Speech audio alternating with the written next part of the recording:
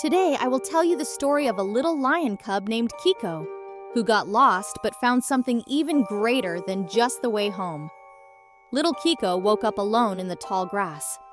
He didn't know where his family was and looked around anxiously. Nearby, an old tortoise named Nandi sat on a rock. She noticed Kiko and decided to help. The tortoise led Kiko to a zebra named Zuri and a baby elephant named Bomo. They promised to help the little lion cub find his family. "Where did you last see your family?" Bomo asked. "Dad goes to Lion Rock, and Mom looks for food near the river," Kiko replied. The friends decided to go to Lion Rock first. They cheerfully walked across the savanna. On their way, they encountered a wide river. The bridge was broken, and the waters flowed fast. "I can carry you across," Bomo said happily. He carefully stepped into the water. One by one, the friends climbed onto Bomo's back. The baby elephant carefully carried them across the river. On the other side, Kiko noticed tracks. They led straight toward the tall cliffs. The friends began to climb the rocks. Kiko hoped more than anything to find his family there. Kiko and his friends reached the top. The vast savanna stretched out before them, but there was no sign of his family. The little lion cub lowered his ears in disappointment. Nandi carefully examined the rock and noticed scratches. They looked as if someone had been sharpening their claws. "These are definitely lion tracks," Kiko said excitedly. The friends saw that the tracks led down the cliff. Kiko ran forward happily, but Zuri stopped him. "Be careful! There might be predators below," she warned. Halfway down, Kiko spotted 3 hyenas. They grinned slyly and muttered to each other. Well, what do we have here?" one of them sneered. Kiko gathered his courage and took a step forward. "I'm looking for my family," he said firmly. The hyenas exchanged glances and laughed. Zuri leaned toward Bomo and whispered something in his ear. "Trust me!" She winked at her friends.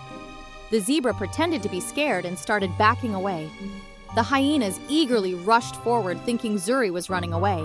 At that moment, Bomo stood on his hind legs and let out a loud trumpet. The frightened hyenas tucked their tails and ran off. The friends continued their journey, now without obstacles. They saw a wide plain and a river ahead. "We should search near the water," Kiko reminded them. In the distance, Kiko noticed familiar silhouettes. His mother and father stood by the water, looking around for him. "Mom! Dad!" he shouted and ran toward them. Kiko's mother gently wrapped her paws around him, and his father lovingly ruffled his head. "We were so worried about you," his mother said. "But I found new friends," Kiko replied proudly. Kiko told his parents about his adventure.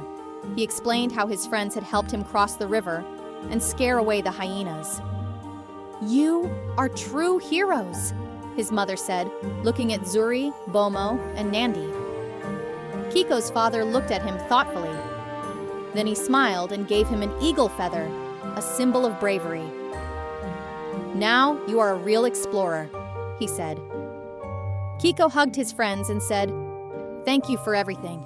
I will never forget you." Bomo raised his trunk and trumpeted happily. "We will meet again." Zuri smiled. "You're part of our family now," Nandi added. Kiko nodded, knowing they would always be there for him. Kiko left with his parents toward their den. He walked with his head held high, holding the feather in his paw. Now he knew that a true hero is someone who cares for others. Zuri, Bomo, and Nandi returned home. "This was our greatest adventure," Zuri said. "But I hope next time we won't have to run from hyenas." Bomo laughed. Night fell over the savanna, and everything grew quiet. Kiko lay down next to his mother and looked at the stars. "It's so wonderful to have friends," he whispered, closing his eyes. Since then, all the animals of the savanna told the story of the brave little lion. They remembered how he found his friends and never gave up in the face of danger. Kiko became a symbol of friendship and courage. Kiko realized that strength is not in sharp claws or a loud roar. True strength is in friendship and helping one another. He was the happiest lion cub in the savannah. His friends would always remain in Kiko's heart. He knew that wherever he went, they would always be with him. And if someone ever got lost in the savannah, they would come together again to help. This story teaches us that true strength lies in friendship, and that good friends will always be there, even when the road seems difficult. And now, it's time to sleep. May the sweetest adventures visit you in your dreams.